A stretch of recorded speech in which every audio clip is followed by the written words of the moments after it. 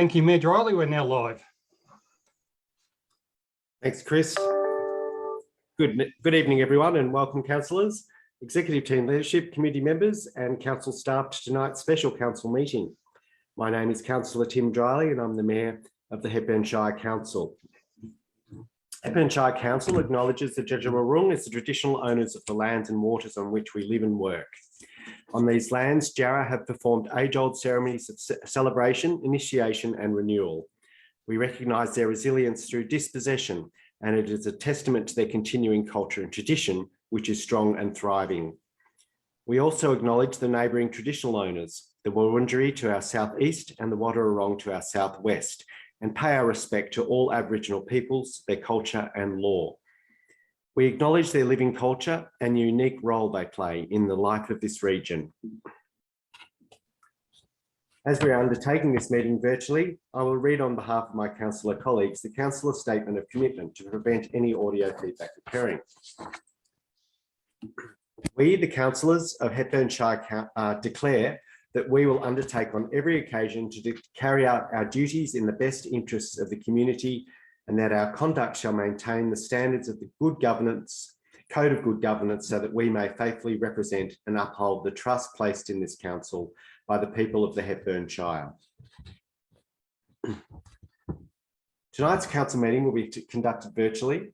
The meeting is being live streamed on council's Facebook page, and you'll be able to view the proceedings of the meeting, council's deliberations and voting. The meeting is also being recorded and will be made available on council's website as soon as practicable after the meeting. Should technology problems be encountered and we are unable to broadcast this meeting, the meeting will be adjourned until resolution or postponed until the live stream can be re-established. In accordance with Chapter 6, Section 3 of our governance rules, a person, including any representative of the media, must not operate photographic, audio or video recording equipment or any other recording device at any council meeting without first obtaining the consent of the chairperson. I also remind everyone that local government decision-making, unlike state and federal government, does not afford the benefit of parliamentary privilege, and hence no protection is afforded to councillors and council officers for comments made during meetings which are subsequently challenged in a court of law and determined to be slanderous. As per ministerial guidelines for virtual meetings, councillors are required to advise individually whether they can see and hear the proceedings and their councillor colleagues. I will confirm to each councillor whether they can be heard. Councillor Henderson, I'll start with you. Councillor Henderson, can you please confirm you can hear proceedings and see and hear all of your colleagues? You're on mute, councillor. I can confirm that I can both see and hear my councillor. Thank you, Councillor Henderson. I can confirm that I can see and just hear you. There's a little bit of distortion. Councillor Bray, can you please confirm you can hear proceedings and see and hear all of your colleagues? Thank you, Mayor Riley. I can confirm that I can hear proceedings and I can see and hear all of my councillor colleagues. Thank you, Councillor Bray. I can confirm that I can see and hear you. Councillor Hewitt, can you please confirm you can hear proceedings and see and hear all your colleagues? Yes, Mayor, I can confirm that I can see proceedings and see and hear all of my councillor colleagues. Thank you, Councillor Hewitt. I can confirm that I can see and hear you. Councillor Simpson, can you please confirm you can hear proceedings and see and hear your colleagues, all of your colleagues? Yep. Thank you, Mr. Mayor. I can see all of my colleagues and I can hear proceedings. Thank you, Councillor Simpson. I can confirm that I can see and hear you. Councillor Hood, can you please confirm you can hear proceedings and see and hear all of your colleagues? I can confirm I can see and hear my colleagues and proceedings. Thank you, Councillor Hood. I can confirm that I can see and hear you.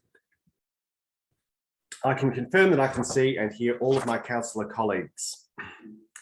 Moving on to item 4. Mr. Thomas, do we have any apologies for tonight's meeting? No apologies, Mayor, and noting that Councillor Halliday is on leave of absence. Thank you. She's on parental leave. And I'd like to now introduce councillor officers who are present in this council meeting.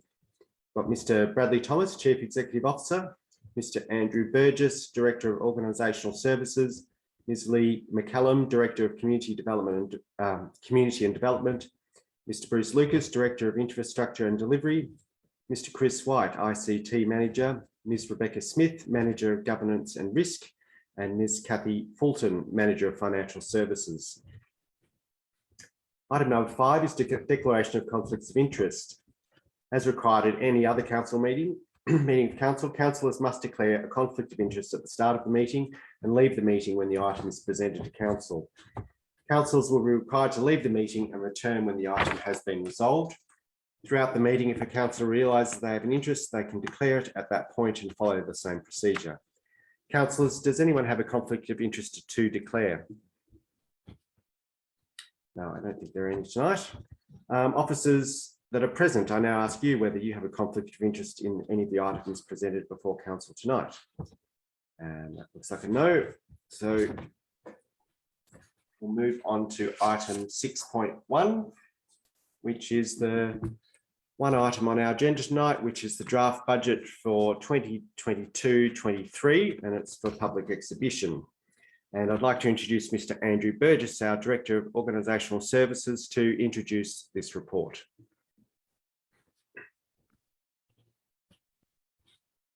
Thank you, Mayor Dryley, and good evening, councillors. And I think the one thing about a virtual council meeting, hearing the husky voices in the virtual room, I'm pretty glad that I'm standing in office by myself right now. Councillors, it is my pleasure tonight to bring to you the draft budget for 22-23. Under Section 94 of the Local Government Act 2020, Council is required to prepare an annual budget.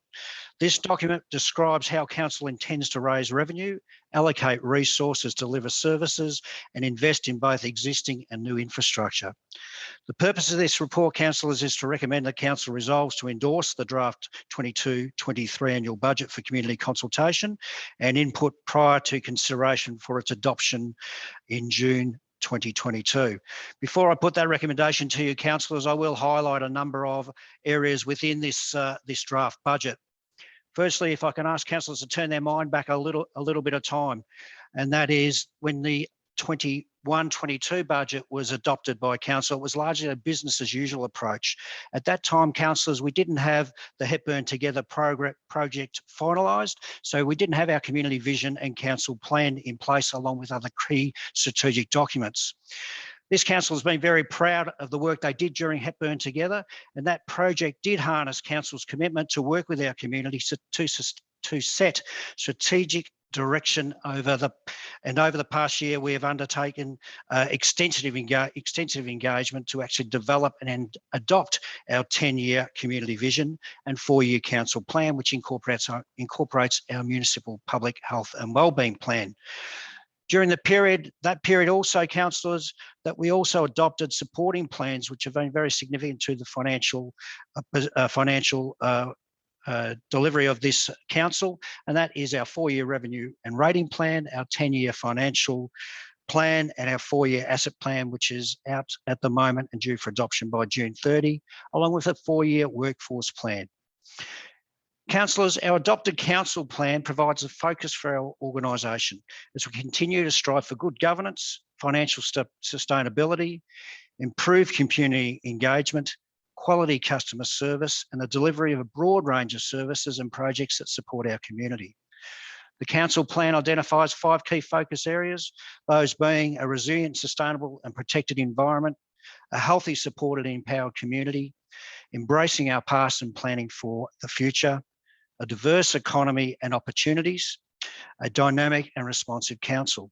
It's important, councillors, that the adoption of the council plan, which was earlier this year, it is significant as it supports council to concentrate our efforts on delivering priorities aligned to the focus areas that have been identified by our community.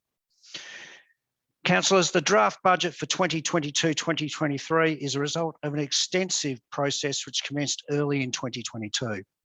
Councillors, Executive, senior staff and finance team have all worked together to develop and deliver a fiscally responsible budget that aims to achieve actions identified in the council plan, whilst balancing the community expectations with both the physical and financial resources available to council. That is a challenge, councillors, and I think it is one that this council has taken very seriously. And I believe that the community and councils will see in this document that we have done so. The past 2 years, councillors have been particularly challenging for our community, and council acknowledges the significant economic and social impacts caused by both COVID-19 and also severe weather events that have impacted the Shire. As all our community and council knows, the Hepburn Shire was severely impacted by those storm events both in June 2021 in the east of our Shire around Trentham, and in January this year in the west of our Shire around the Creswick area. Council is committed to supporting our community through recovery, and this budget allocates funding for the provision of more than 100 services to our community, along with significant investment in asset renewal and new asset construction, all of which do support the social and economic recovery of our Shire. Some of the key financials, councillors, that I'd like to share with you tonight in relation to the total revenue of council is some 56.02 million. That's an increase of 15.33 million, which reflects increased capital grants received to complete stimulus projects and operating grants to provide reimbursement for storm recovery costs. Our total expenditure of 43.57 million, an increase of 7.8 million or a 22% from 21-22, is predominantly the additional costs associated with storm recovery undertaken by council to support our community. Whilst a significant amount of these funds will be able to recoup from government, I will point out to council that, councillors, that council has now allocated an unbudgeted cost to council of $1 million in this financial year, with a further funding shortfall of $800,000 allocated for 22-23. In total, that is 9.3% of our annual rate revenue that council is supporting, is put forward to underpin our storm recovery costs.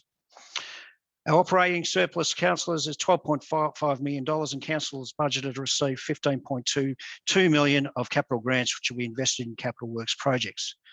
That large surplus is predominantly due to significant government grant funding, and the cash impact of our activities and projects is a deficit of $1.95 million when including borrowings and the net cost to council of storm recovery activities, and this would improve to a minor surplus of $355,000 when you take those things into account. Councillors, our budgeted unrestricted cash as at June 2023 is forecast at a surplus of $786,000. That's an improvement from $648,000 as at June this year. This does include, and it's important to highlight, a budgeted net cost to council for those storm recovery works of some $800,000 and loan borrowings of $1.5 million to fund key stimulus infrastructure projects. Council, in relation to those stimulus infrastructure and key capital projects, this council will deliver $21.25 million of capital works during this budget, and they will be for improving, renewing and creating new infrastructure. This is the largest capital works budget that has ever been delivered by the Shire, and is supported by an unprecedented $15.2 million stimulus grant funding from our state and federal government. And it's further supplemented by $1.5 million in new borrowing from council. Councillors, within the report, it does highlight a number of those key stimulus projects and capital projects. I won't go through every one of them, but I will highlight a few. In particular, $1.4 million going to the Hammond Park Trail Head in Creswick, the Community and Youth Hub. The Trentham Sports Ground new pavilion and change facility construction, some $1.692 million. The Trentham Community Hub of some $4.4 million, and this is new funding money, councillors, just to be clear on that. The actual total project cost is in column 2 on that report. the $680,000 going into the Creswick Town Hall, $188,000 going across to the Wombat Hill Botanic Gardens in Daylesford for works to enhance the visitor experience there, and a further $277,000 going into the Bellardo station for building upgrades. As I said, councillors, there is additional projects that are highlighted across the Shire on page 4 of your report tonight. I won't go into each one of those, but they certainly do cover significant parts of our Shire, from bridge works to road reseals, to road rehabilitation programs, to road upgrade programs. I will also call out in that section of the report, $263,000, which is going to the aquatic strategy implementation, which includes that initial work to develop the feasibilities for an indoor aquatics facility for the Shire. It's a very recent strategy that was adopted by this council, and action has been taken to deliver on that straight away by this council. In relation to rates and charges, councillors, our rates and charges generally make up approximately 2/3 of council's annual budgeted revenue and are vital to allow us to provide the services and facilities that our community needs. Rate increases have been capped at 1.75%, in line with the Victorian Government's Fair Go rate system, and council has not applied the Essential Services Commission for a rate cap variation. We are continuing, councillors, to offer and ensure that we look after our community, and we will do that with council-funded additional rebate of $21 for pensioners who qualified under the State Government Pensioners Rebate Remission Scheme, to support our community and accommodate the difficulties experienced by pensioners across the Shire. In relation to rate differentials, councillors, they have been set in the draft budgets in accordance with the revenue and rating strategy, and there are no changes proposed from our previous financial year. In relation to waste charges, an average increase of approximately 12% in annual waste charges has been included to meet increased services costs to users of the service. This increase will amount to an average additional cost of $56 per property per year. The standard annual fee for residential property, weekly garbage collection and fortnightly recycling will now be $535, or the equivalent of $10.28 per week. This increase, councillors, allows for the rising costs of waste management, global recycling challenges and the payment of the state government landfill levy. Additionally, councillors also had to factor in a significant increase in waste volume, which was generated approximately 20% due to the COVID-19 evolving work from home environment and the new way of working. Importantly, councillors, I point out this increase will also support community-driven initiatives developed through a Sustainable Hepburn project, with $225,000 being budgeted for initiatives relating to our 4 project pillars, being our Beyond Zero Emissions, Natural Environment and Biodiversity, Climate and Water Resilience, and a Low Waste Shire. Council is also proposing to fund the employment of a circular economy officer to investigate and drive investment in circular economy initiatives relevant to this Shire. Councillors, our user and statutory fees has decreased due to our decision to cease the delivery of aged care services in 2023, but we have partly offset the increase in those fees with an increase in fees at our transfer stations. Casual swimming pool fees, again, will continue to be free of charge in this budget, councillors, encouraging our residents to stay active and healthy. In relation to aged care and disability services, councillors, council took the decision to withdraw from delivering our aged care and disability service at the March 2022 ordinary meeting of council. However, we do remain committed to our community, and we will be exploring what services we can deliver to support people that need assistance, particularly our elderly people, people living with a disability, along with vulnerable members of our community. Council will continue to deliver and to fund and deliver a range of programs and services, including our commitment to the development of our positive ageing strategy, disability action and inclusion plan, and gender equality action plan. will continue to work closely and constructively with the new aged care and disability service providers during the transition period and into the future, and will continue our advocacy support on behalf of our community. And additionally, we'll continue to work with Council's key advisory committees. Councillors, we will continue this budget supports, and we will continue to strive for and deliver high quality services that align to our community's priorities and expectations. In addition to the programs already identified, we are committed to funding programs, including our libraries, community grants, tourism, reconciliation, including funding a further $34,000 to undertake our next reconciliation action plan. Council is committed to the health and wellbeing of our community. In addition to the stimulus projects detailed in this report and the draft budget, along with our investment in footpath improvement and extensions, we've also committed a further $90,000 to undertake a walking and cycling strategy to identify future investment in the Shire. Councillors, the draft budget is balanced and is financially sustainable and allows Council to fund the programs and projects that align to our community vision and Council plan, whilst continuing to do the important work of repairing our Council's financial position. Councillors, what will occur if the draft budget is accepted is that the budget will be sent out to our community for their feedback via Participate Hepburn, and that a briefing will then be scheduled for Council on the 14th of June to be able to review all the feedback that is received during that exhibition period. I do have an officer's recommendation, councillors, but Mayor Drylee, would you like me to move that recommendation, or would you wish for me to hand back to you at this stage? I was thinking, Andrew, we might just give councillors the opportunity to ask any questions, and then perhaps we'll go to the motion after that. Councillors, would you like to ask Andrew or the team any questions on the budget, on that report? I'll take that as a no. So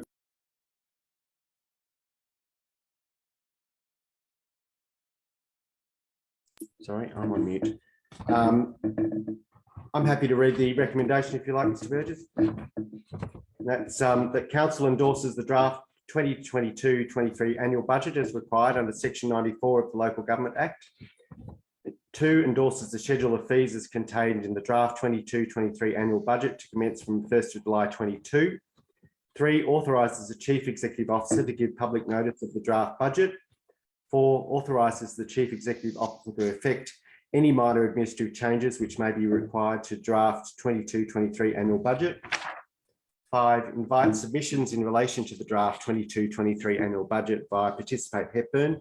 Submissions open 11th of May 22 and close 31st of May 22.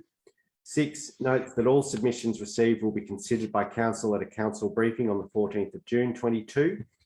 And 7, subject to changes after the consideration of all submissions, the 22-23 annual budget will be presented for adoption as Council's budget for the 22-23 year in accordance with Section 91 of the Local Government Act 2020 at an ordinary meeting of Council on the Tuesday, the 28th of June 2022.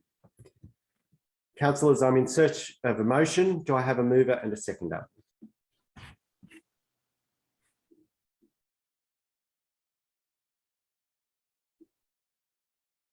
Councillor Simpson, moving the motion. Sorry, you're on mute, Councillor Simpson. I move the officer's recommendation. Thank you. Do I have a seconder for that? Thanks, Councillor Henderson. And Councillor Simpson, would you like to talk to the motion? Well,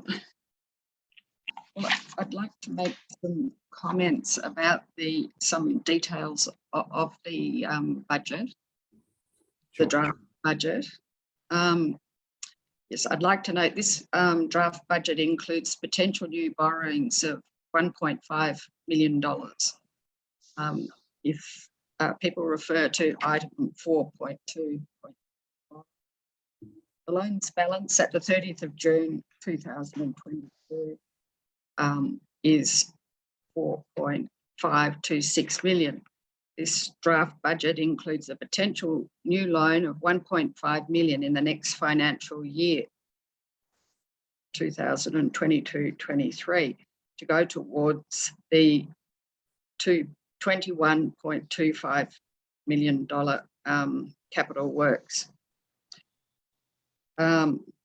This draft budget also includes loan repayments in the next financial year of 744,000. Therefore, the loan balance at the 30th of June next year, 2023, is predicted to be 5.282 million. I'd also like to say that this draft budget includes the carry forward project, the Glen Lyon public toilets. I'd also like to note the closing balance of the Mineral Springs Reserve at the 30th of June 2023 will be $826,000 as per this draft budget. Thank you. That's all. Thanks, Councillor Simpson. Councillor Henderson, would you like to speak? Yes, thank you, Mr. Mayor. Mr. Mayor and my colleagues, this budget has taken us and the staff. It is our budget and we determine the budget, and we've had very, very good assistance from our staff and advice. It is not the officer's budget, it is our budget, and I certainly think that we should put this budget, I'd be proud to put this budget out for comment to our ratepayers and residents. I think it's a very responsible budget. It takes into account that we do have to keep the wheels turning. We can't stagnate. I know that some people think that there's a lot to borrowing some money. Well, we certainly don't have the $1 trillion deficits that our federal government has and the billions of dollars that our state government has, but we do have to use the money, and I think now is the time to do that, because if we don't take out those loans to get our capital works done and to keep employment going in this shire, I think the opportunity will be missed, because if we're able to get those funds at this point in time at the interest rates, I don't think that they're going to go down. They're going to certainly go up, and I think we need to take the opportunity. But in any event, tonight we're not considering the whole budget. We're putting it out for consideration to our constituents, and I think that and I'd encourage those constituents, Mr. Mayor, to have their say about the budget. Thank you. Thanks, Councillor Henderson. Would any other councillor like to speak to the motion? Councillor Bray. Thank you, Mayor Drowley. I just wanted to reinforce Councillor Henderson's point to the community that this is an opportunity to have a look at the budget and to make submissions to council for any projects that may have been overlooked, or to give us a clarity of what is in the budget, so that we can take those into consideration before we finalise the budget on the 28th of June. Thank you, Councillor Bray. Councillor Hood, speaking to the motion.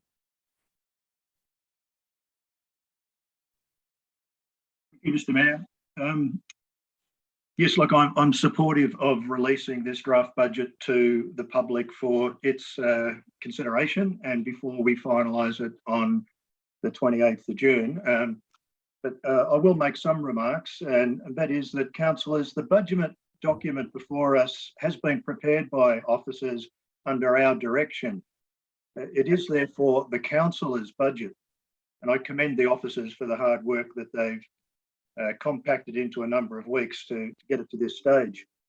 I will note that with regard to setting council's budget, the overarching governance principles within the Local Government Act compel us to seek the best outcomes for the community, including future generations, to mitigate risk, including climate change, and to ensure the financial viability of council.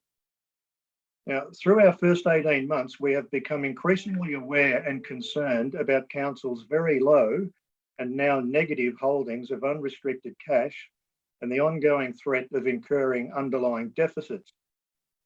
This budget, therefore, must set council on a path that corrects and improves the financial outlook with an appropriate and measured sense of urgency. In that regard, I point out 4 areas of concern. As the budget is currently drafted, it projects that unrestricted cash compared to current liabilities will be at disturbingly low levels for the next 4 years, ranging between 14% and 24%. In other words, for every dollar of current liability, there may be in the range of between 14 and 24 cents with which to pay those liabilities. A question would be, is that a satisfactory or reassuring outlook? Secondly, projecting unrestricted cash of $786,000 at the 30th of June 23 is a very modest amount, but at least it's positive. But it will only be secured if and only if everything goes well and there are no more weather crises or other unforeseen circumstances. Councillors, a buffer of $786,000 is the equivalent of less than 8 days cash operating costs for council. A question would be, is that enough of a buffer to mitigate against unforeseen circumstances? Thirdly, our reliance on securing grant funding continues to be enormous. The 10-year financial plan compiled only a few months ago projected that we would get, or that we would need to get, capital and operating grants of $43 million over the next 4 years. But this budget assumes receipt of $58 million, in itself a very significant risk that would jeopardise delivery of projects, services and programs that this budget promises the community. Fourthly and lastly, a CapEx program in excess of $21 million is massive. It is unprecedented for this council. And even after recognising one-off large recovery projects, a question would be, is adding so many projects responsible when cash is so tight? And will such promises only set community expectations even higher? Councillors, the other lens through which this budget should be scrutinised is whether it prioritises essential services and infrastructure over less critical discretionary spending, and whether it allocates resources equitably across the Shire. The answers to those 2 important questions are not disclosed in this budget document. Councillors, I'm sure we'll all be keen to receive community input over the next few weeks, but I respectfully suggest that the draft budget needs more work before it could be adopted on the 28th of June. Thank you. Thank you, Councillor Hood. Councillor Hewitt.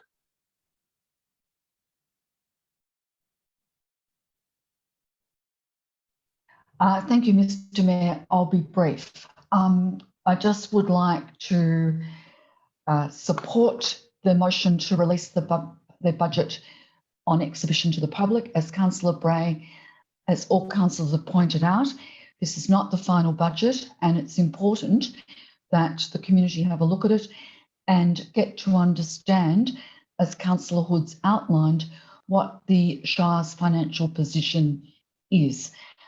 As the local ward councillor, and as I'm sure all of you are councillors, we're often approached and asked for assistance or asked to support projects. And I think that it's very important for all in the Shire to have a thorough understanding of what the council financial position is, what projects are planned, and to understand, as Councillor Hood has pointed out, our relatively small amount of unrestricted cash and our heavy reliance on state and federal government funding and grants to actually undertake any of the things that the community wants. I note Mr. Burgess and Councillor Henderson's point that it is our budget and that we have attempted to take into account the things that were identified in the council plan and respond to community needs, but in what is a very difficult financial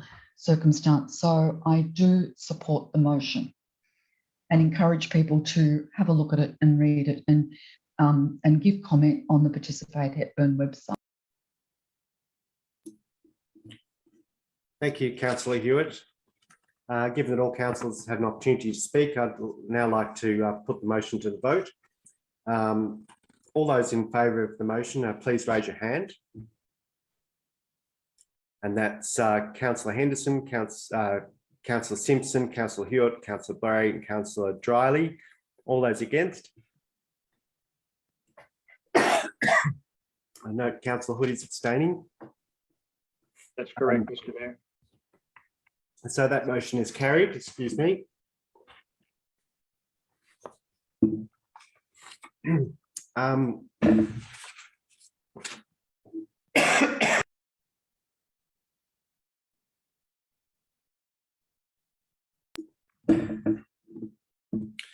I'd like to encourage you all to provide feedback in relation to the draft budget 22-23 via our website on Participate Hepburn.